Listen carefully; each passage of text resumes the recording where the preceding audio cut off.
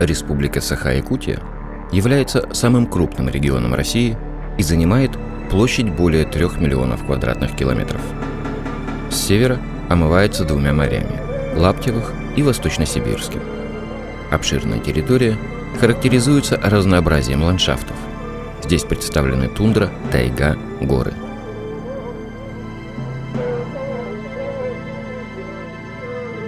По склонам речных долин Лены и Яны сохранились очаги реликтовых степей. Главной особенностью региона является холод и мерзлота. Зимой морозы достигают 55-60 градусов ниже ноля. В эпосе Аланхо народов Саха студеный холод представлен в виде быка, выдыхающего морозный воздух, который ледяным панцирем покрывает всю землю.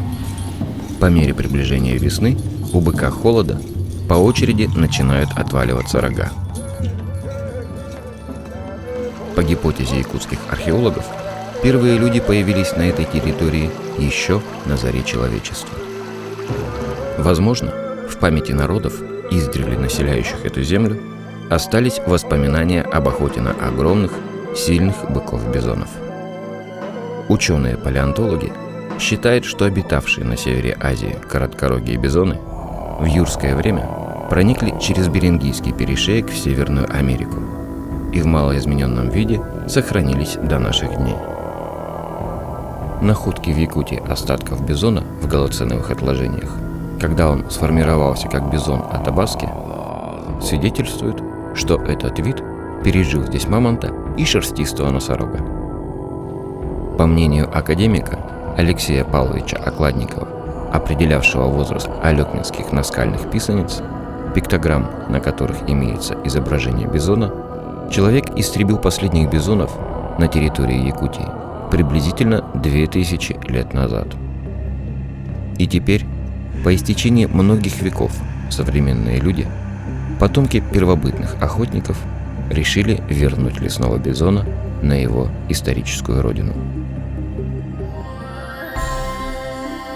Впервые научно обоснованное предложение о возможности расселения бизонов на территории современной Якутии было высказано известным зоологом Олегом Васильевичем Егоровым еще в 60-х годах прошлого столетия.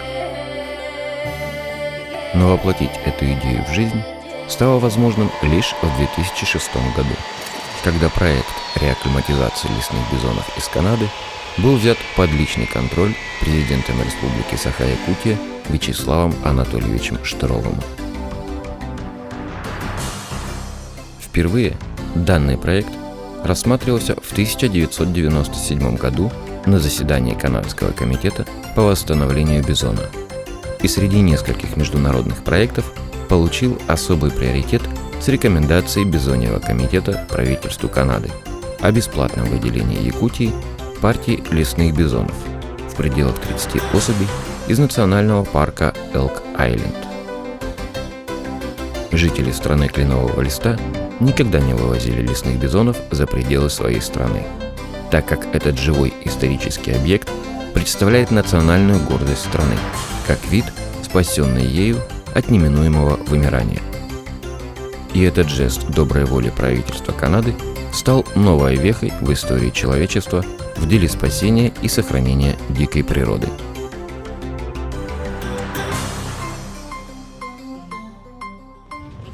И вот 6 апреля 2006 года произошло небывалое историческое событие в мировой природоохранной практике. Из Канады в Якутию были завезены представители мамонтовой фауны, лесные бизоны в количестве 30 голов. Молодым переселенцам, 15 самцам и 15 самкам, было от 6 месяцев до года. Эти животные составили маточное поголовье, приплод от которых и будет формировать основу будущей дикой популяции лесных бизонов Якутии. Для их содержания был заранее построен специальный комплекс с сетью вольеров, а также различных строений: дом для работников питомника, дизельная, гараж, баня, склад, дом для приема гостей и специалистов из других регионов в стиле якутского балагана. Все это украшено национальной коновязью сёргэ и летним жилищем урасой. В первый год адаптации не обошлось и без потерь. Из-за различных травм пало 3 бизона. Остальные животные благополучно освоились на новом месте и в 2008 году приступили к размножению. На свет появилось 6 телят, 3 самца и 3 самки, что было отмечено как свидетельство успешного хода реакклиматизации лесных бизонов к природно-климатическим условиям Якутии. Эти, рожденные на своей исторической родине животные, станут пионерами освоения обширных просторов в бассейне реки Синяя в местности Тымпынай.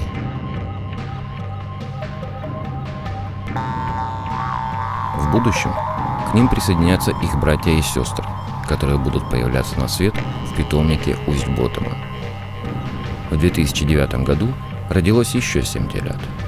Этот факт замечателен тем, что бизоны были завезены в годовалом возрасте, что свидетельствует о благополучной физической и физиологической адаптации первой партии канадских селенцев в условиях более сурового, чем в Канаде, климата Якутии.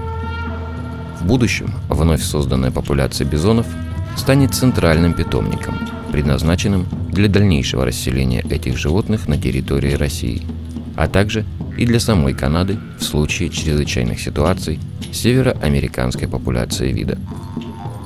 Природный парк Ленские столбы, на территории которого располагается питомник лесных бизонов Усть-Ботома, номинирован Российской Федерацией для включения в список всемирного природного наследия ЮНЕСКО.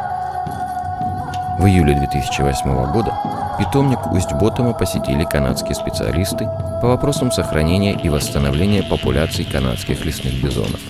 Биолог Федеральной службы дикой природы Министерства окружающей среды Канады Халден Рейнольдс и биолог национального парка Элк-Айленд Норман Кул. Гости детально ознакомились с условиями содержания бизонов в питомнике и остались довольны работой якутских специалистов.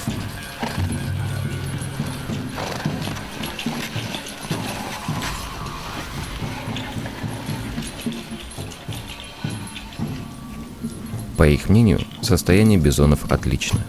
На данном этапе реакклиматизации якутские бизоны по упитанности, экстерьеру и активности превосходят канадских сородичей аналогичного возраста. Во время посещения Якутии канадские специалисты ознакомились с предполагаемой территорией выпуска лесных бизонов на территории природного парка Сине, дали необходимые рекомендации.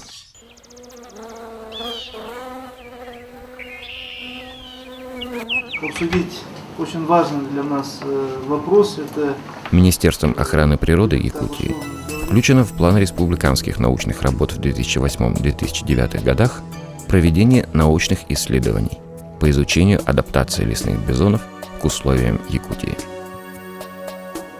И теперь ученые Института биологических проблем криолитозоны Сибирского отделения Российской академии наук ведут работы по изучению биологии и экологии этих животных в питомниках Усть-Ботома и Тымпынай.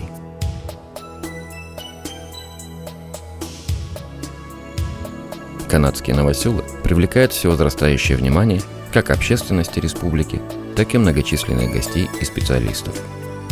Часто участники различных конференций и совещаний просят организовать им посещение питомника лесных бизонов. И теперь под присмотром работников питомника Усть-Ботома ведется регулярный прием посетителей.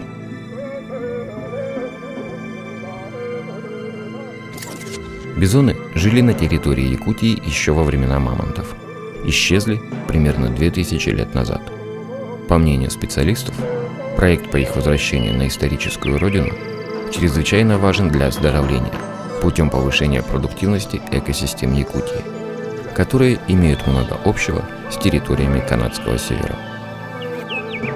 Поэтому возвращение в якутские экосистемы существовавшего когда-то в историческом прошлом вида является не только значительным вкладом в дело спасения лесного бизона в мировом масштабе, но и позволит создать устойчивые его популяции на северо-востоке Азии.